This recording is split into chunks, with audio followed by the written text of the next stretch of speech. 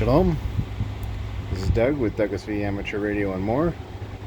More a little bit on the semi and more station, but semi and more series. I increased the size of those holes from 3/4 to roughly 1.1 inches.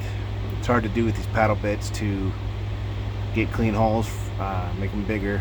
If I was using the hole saws, it'd probably be a little bit cleaner, but I added a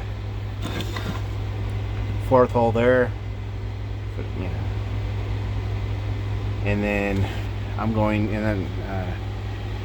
we got these wired up. This is a test piece to learn a little bit more about all this, but I got them wired up and they work.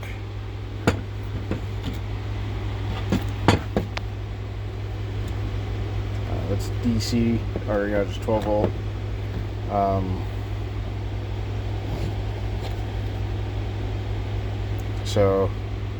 But everything works.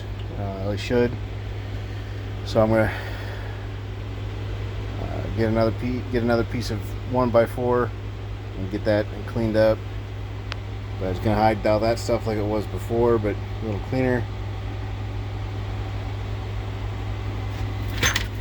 And that bag's more mic hangers. I'll get that done some other time.